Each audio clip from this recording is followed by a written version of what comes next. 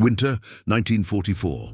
A frozen Allied base near Caen stood silent under thick snow, the kind that muffles every sound except the weight in your chest. The war was shifting, unpredictable, cruel in its pace.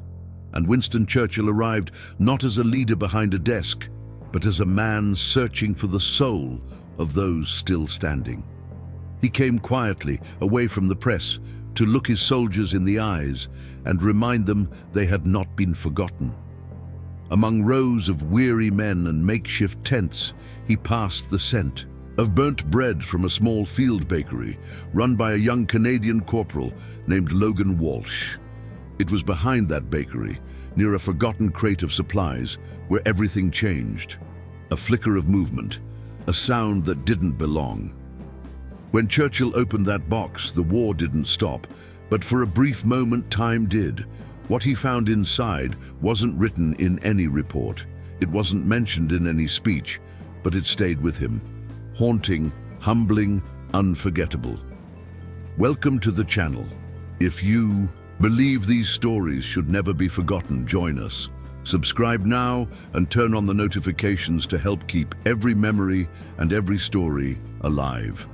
Without further delay, let's get straight to the point. Inside the crate, huddled beneath thin blankets and shaking from the cold, were 4 children, 2 girls and 2 boys. Their faces were pale, their cheeks wind-burned, their eyes wide with something far beyond fear. The eldest, a girl who couldn't have been older than 5, stared up with a look that cut straight through the frost and silence around them. She didn't cry, she didn't speak. She simply watched, wary and still, like a sparrow cornered in a storm. Churchill knelt beside the crate slowly, careful not to startle them. The snow crunched beneath his knees as he leaned closer, lowering his voice to a soft murmur no louder than the wind. "You're safe now," he said gently. "No one will hurt you here." Corporal Walsh, pale with disbelief, rushed forward without hesitation.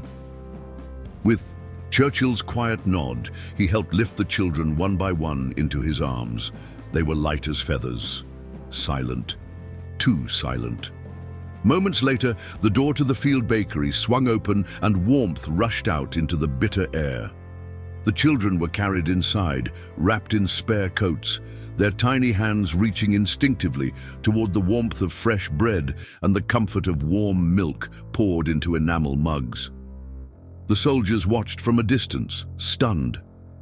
These weren't orphans from a nearby village. Their appearance, their silence, the way they held each other, it felt different. As Churchill stepped into the glow of the bakery, his eyes drifted to the odd symbols stitched onto each child's clothing. A triangular patch, darkened by time and wear, with a strange letter in the center. He crouched again, his fingers trembling slightly as they reached toward the symbol on the eldest girl's coat. He didn't mean to frighten her, but the moment his fingertips brushed the patch, she screamed. "No!" she cried out. "Don't touch it! If you touch it, they'll come!" Her voice pierced the room like a sharp crack in the ice. Everyone froze. Walsh stepped back. The baker paused, ladle in midair. Churchill stayed where he was, eyes locked with the little girl's. There was no fury in her words, only terror, raw and real. Churchill slowly lowered his hand and spoke calmly. "Who will come?" But she didn't answer. None of them did. Instead, the youngest boy began to hum a strange tune under his breath, soft and eerie. The other 3 children looked at him, then slowly joined in. It was no song Churchill recognized. It had no words, just a low, melodic chant, like something that didn't belong in this world. And as it echoed in the small bakery, even the fire in the stove seemed to dim. Walsh leaned closer to Churchill. "Sir, those markings, they're not Allied. They're not from any camp I've seen either." Churchill's jaw tightened, eyes never leaving the children. "Then we must find out where they're from and why they're here." The soldiers did what they could, brought more blankets, lit extra fires, stayed up through the night. But the children didn't sleep. They just sat close to one another, their backs to the wall, eyes flicking toward every shadow that moved. Later that night, Churchill requested the opinion of a Belgian intelligence officer who happened to be passing through the base. The man examined the symbols in silence, then looked up, visibly shaken. "There are stories," he whispered, "about facilities that aren't in any official record, places where things were done. Not even the enemy speaks of them out loud." Churchill didn't answer. He simply stared out the window, watching the snow fall against the glass like ashes. He had seen many things in this war, but nothing like this. The next morning, Churchill asked to speak with the girl again. She didn't look up, but when he sat beside her and offered her a piece of sweetened bread, she finally whispered a name. "Adelheid." "Is that your name?" Churchill asked. She shook her head. "No. She's the one who told us to hide in the box. She said, if we waited long enough, someone kind would find us." "And where is she now?" The girl didn't answer, but her eyes filled with tears that never fell. In that moment, Churchill felt something shift within him. Not as a leader of nations, not as a strategist of war, but as a man, a witness, and perhaps now a keeper of a truth too strange to explain. Outside, the war carried on. Machines roared, boots marched, orders were given. But inside that small bakery, 4 children sat wrapped in silence and mystery. And Churchill, the man who had faced down empires, now faced something even greater, the unknowable. And he would not look away. The girl sat huddled against the wall, eyes locked on the door, as if expecting something terrible to come through at any moment. Her small frame trembled, not from cold, but from something deeper, something that clung to her like a shadow no one else could see. Churchill stood nearby, silent for a long moment. Then, in a tone that left no room for doubt, he gave the order. "Bring me Claire Moreau and Sergeant Thomas Reed, immediately." Claire arrived within the hour, an experienced nurse from the French resistance, known for her strength under fire and for never turning away from those in need. She entered the bakery with calm, quiet steps, kneeling beside the children with the gentleness of someone who had seen too much to be startled. She didn't ask questions, she simply took the girl's hand. Sergeant Reed followed. A British counterintelligence specialist, Reed had a sharp eye for anything that didn't belong. He examined the children's clothing with quiet intensity, then moved to the windows, scanning every corner of the snow-covered base as if expecting an answer to rise out of the frost. Churchill watched them work. His expression was unreadable, but his thoughts raced. He approached Reed and spoke low, almost to himself. "This isn't just another case of lost little ones. That symbol, it's not decoration, it's a warning." Reed nodded. "I've seen marks like this before. Not in the open, never on record. Only in whispers, black sites, hidden tests, things that were never supposed to exist." They began a search of the perimeter. The air outside was bitter, the wind sharp like needles. Every building was checked, every path cleared. And then they found Iddu, tucked behind a snowbank near the edge of the base, a civilian vehicle, old, rusted and covered in snow, as if forgotten. But Reed immediately saw what others might miss. The tracks around it were fresh only up to a point. Then, nothing, as if whoever had driven it had vanished into thin air. Claire stood silently beside Churchill, holding the hand of the oldest girl, who now followed her like a shadow. "She still won't sleep," Claire whispered. "Not even when she closes her eyes. It's like she's listening for something." Churchill stared at the vehicle, his breath misting in the cold.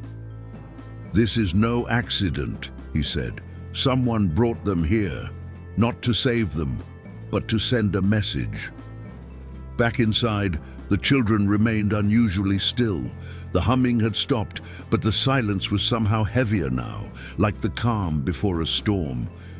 And Churchill, who had stood against armies and empires, now faced a question that had no battlefield, no map, and no clear enemy. What kind of war had these children survived, and had it truly ended? Claire knelt beside the girl once more, her voice barely above a whisper. The fire in the bakery flickered gently, casting soft light across the room. Lucy, the oldest of the children, clutched a worn blanket to her chest, her lips pressed tight in a line of fear. Claire waited patiently, offering nothing but warmth and presence. Slowly, Lucy's guard began to lower. "We were told not to speak," the girl finally whispered, eyes darting toward the window. "If we did, they would come." Claire's heart sank. The words weren't just born of fear, they were rehearsed, passed down, taught. Churchill entered quietly, his footsteps soft on the wooden floor. He said nothing at first, only listened. When Claire turned to him and gave the smallest nod, he crouched beside them. "Lucy," he said gently, "can you tell us who brought you here? Anything you remember could help keep you safe." Lucy hesitated. Her hands tightened around the blanket. But then, with a deep breath, she spoke a name, Victor Halder. The moment the words left her lips, Sergeant Thomas Reed, standing nearby, turned sharply.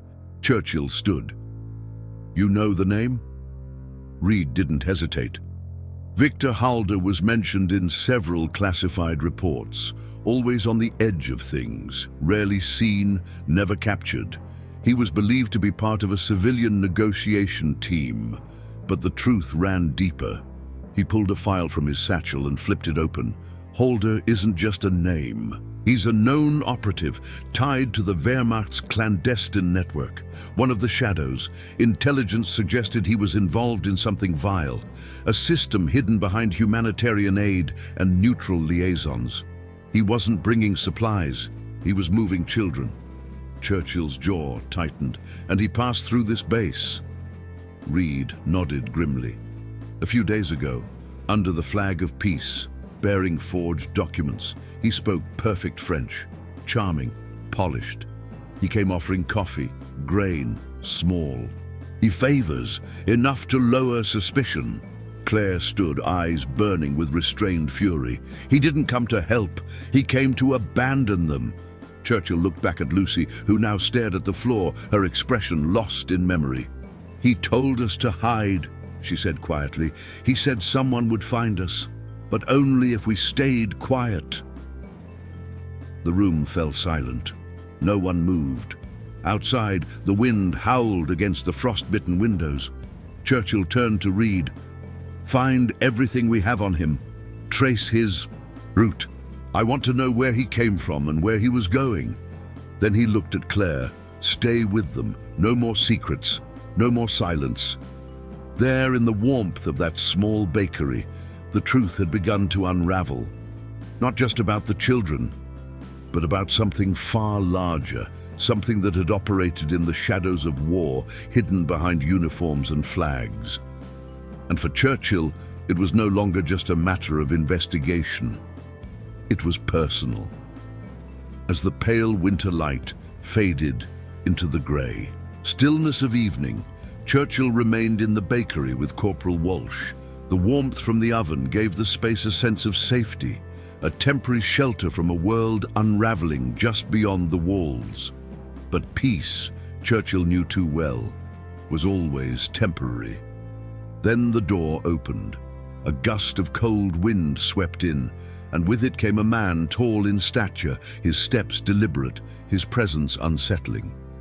He wore a long German overcoat, partially covered with snow, and carried himself like someone used to being obeyed. There was no insignia, just quiet confidence and eyes that searched the room like knives. Victor Halder. He walked in as if nothing was out of place, offered a polite nod, and approached the counter with calm precision. "A loaf of bread, please," he said in smooth French, his voice warm on the surface but hollow underneath. "It's rare to find good bread these days." Walsh tensed but followed orders and handed over a fresh loaf.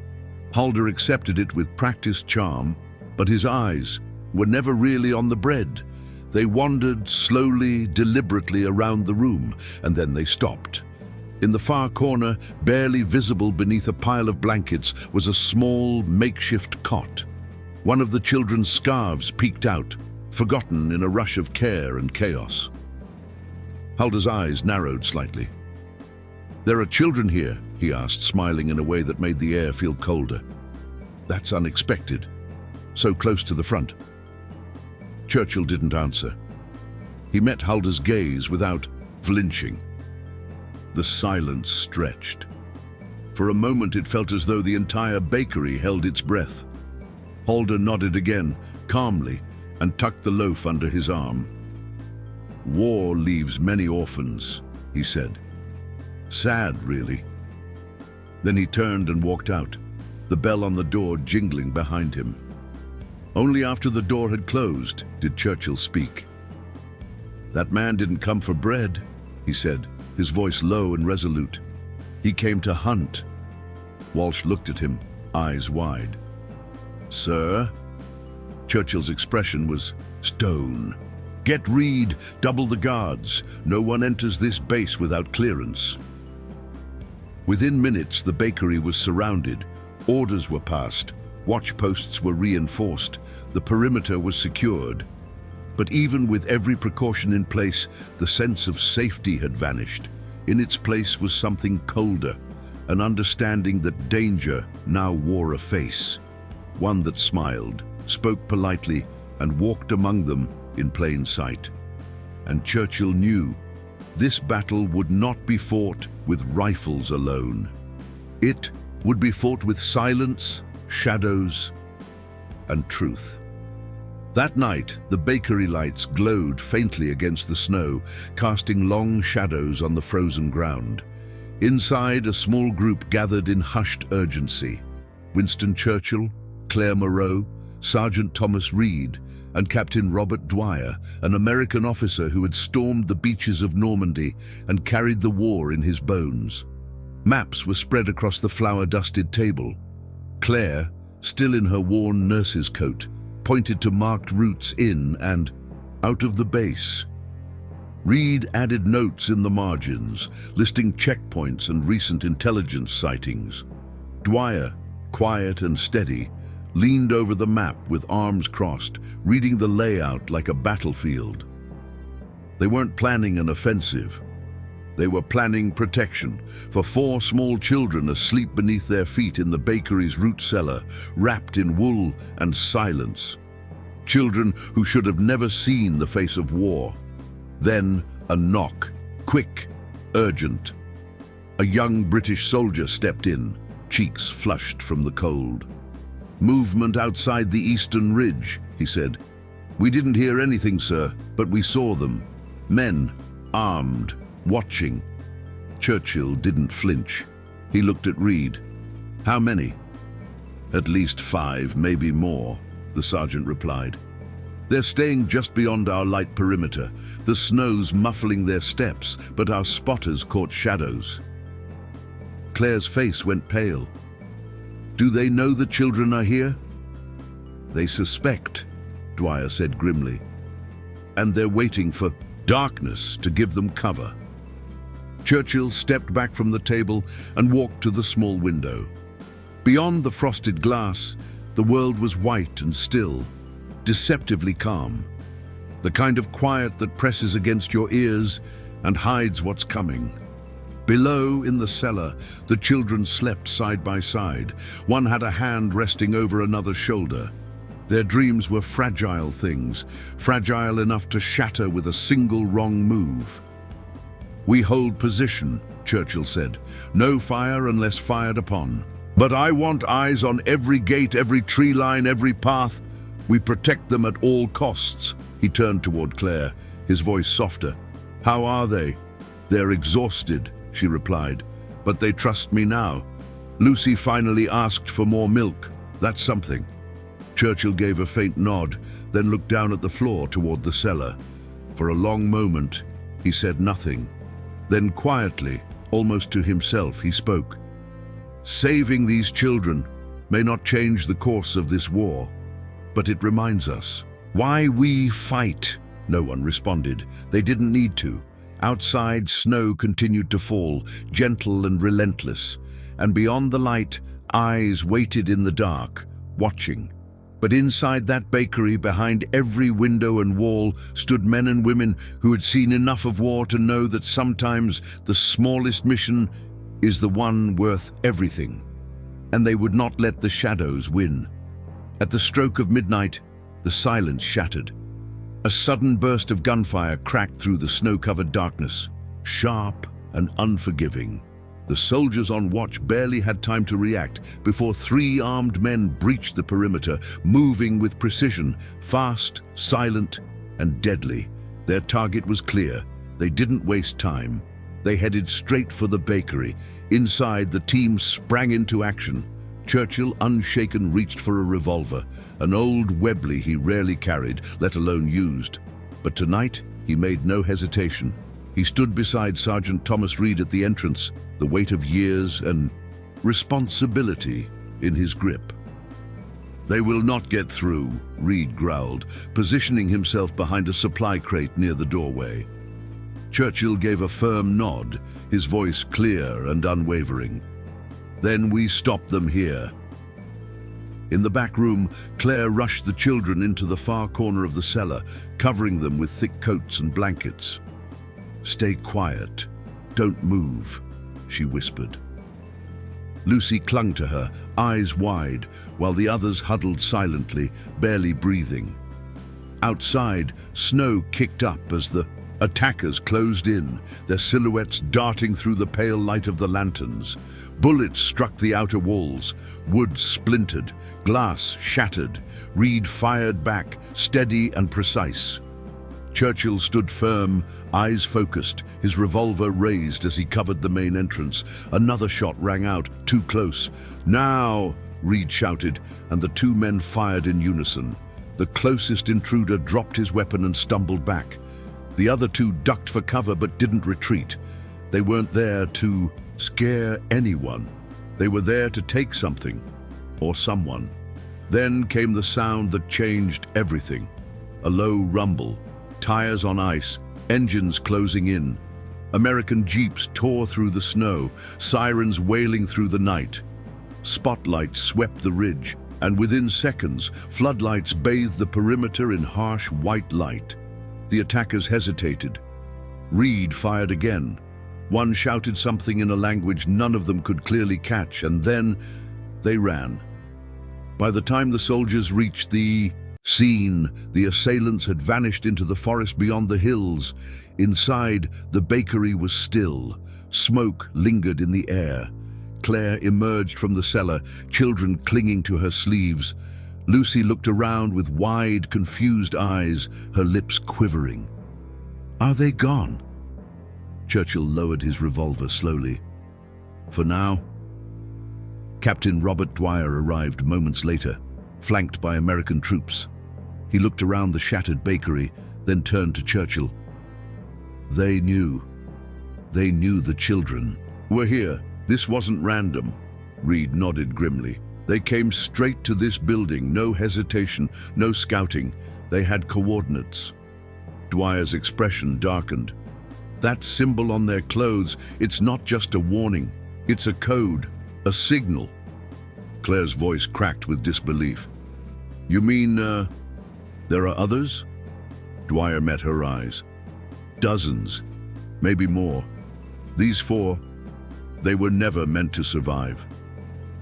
The room fell quiet. Churchill looked down at the revolver in his hand, then out the broken window toward the snowy field beyond. The danger was far from over, but something had shifted. They now had proof, and they had a duty, not just to these 4, but to every hidden child, every secret name, every trace of something the world was never supposed to see. And he would not let the trail go cold. In the dim shelter beneath the bakery, lit only by a flickering lantern and the soft crackle of a nearby stove, Lucy sat curled in a blanket far too big for her. Her face was blotched from tears, her breathing uneven. The weight she carried was too great for someone so small, but that night something in her shifted. Surrounded by warmth, by safety, and by the rare presence of people who listened, she finally spoke. Her voice was quiet, almost a whisper, but every ear leaned in. "They kept us in a warehouse," she said, eyes fixed on the floor. "There was a river nearby. I remember the sound. It never stopped. Water, fast, and the smell. The wood always smelled wet." Churchill, seated beside her, didn't interrupt. He gently opened his notebook and wrote down every word, carefully and slowly. Lucy's eyes didn't meet his. Her voice broke now and then, but she didn't stop. "There were other children, not just us. We didn't know their names. We weren't allowed to talk. They called it the waiting place." Across the room, Captain Dwyer and Sergeant Reed exchanged a glance. Reed pulled a map from his satchel and unfolded it on the table. Together, they marked every known warehouse near rivers within a 50-kilometer radius. It didn't take long. Near Rouen, nestled by the banks of the Seine, sat an old transport depot, abandoned on paper, but never investigated. It fit the details perfectly. Reed circled it in red. "We have a location." As the men reviewed plans, Lucy reached out and gently took Churchill's hand in her own. Her fingers were small, thin, and cold. He looked at her. This fragile child who had endured more than most would in a lifetime. "Why are you helping us?" she asked. There was no accusation in her voice, just quiet wonder. Churchill hesitated, caught off guard. His usual composure wavered, and his voice came low, heavy with truth. "Because even in the heart of war," he said, "we must protect what makes us human." Lucy nodded slowly and didn't let go of his hand. That moment stayed with him, not because it was grand, but because it was real. In a world torn apart by strategy, orders, and sacrifice, here was a child looking for something simple, a reason to believe that someone still cared. Churchill had given thousands of speeches. He had stood before kings, generals, and nations. But nothing he had ever said had mattered more than those few words. And as Dwyer prepared the route to Rouen and Reed gathered a team, Churchill stayed there with Lucy in that quiet space between war and healing. He knew what lay ahead would not be easy, but he also knew the path was clear. The silence had been broken. The shadows had a name, and now they had somewhere to go. At first light, the sky over Normandy was painted in soft hues of grey and gold. The frost still clung to rooftops, but the air was filled with a quiet determination. The plan was in motion. Isabelle, a seasoned commander of the French resistance, took the lead. She had fought in the shadows for years, moving between safe houses, organizing escapes, and risking everything for those who couldn't defend themselves. With the support of Allied forces, she now stood at the helm of a mission unlike any before. Churchill remained at the base. Though he wanted to be on the ground, he knew his place was here, with the children. His eyes stayed fixed on the radio as static filled the room, his fingers resting near the dial, waiting. Around him, Lucy and the others sat bundled in silence, unaware that just kilometers away, their fate was being decided. The moment came swiftly. "Team approaching target," the voice crackled through the radio. Inside, the key. Warehouse near Rouen. The resistance unit moved with precision. Allied soldiers flanked both sides as they breached the entrance. The old depot, covered in moss and silence, held more than just shadows. And then they found them. Over 20 children, locked away in the cold, their eyes hollow, their clothes marked with the same strange symbol worn by Lucy and her siblings. Some stood when the door burst open. Others simply looked up, too tired to react. But they were alive, and they were no longer alone. In a back corridor, Victor Halder tried to escape, slipping through the shadows like he had so many times before. But this time, someone was waiting. Sergeant Thomas Reed caught him at the far end of the warehouse, cornering him in a narrow hallway, weapons drawn. No words were exchanged at first, just the frozen stare of a man who knew his lies had run dry. Halder made one final move, quick, desperate, but Reed was faster. The confrontation was over in seconds. Handcuffs snapped shut. The hunt was finished. Back at the base, Churchill gripped the edge of the table as the transmission came through. Children secured, Halder in custody. He closed his eyes for a long moment, exhaling deeply. Claire placed a gentle hand on his shoulder. Churchill opened his eyes and looked toward the cellar, where Lucy now sat holding a cup of warm milk, her eyes still full of questions.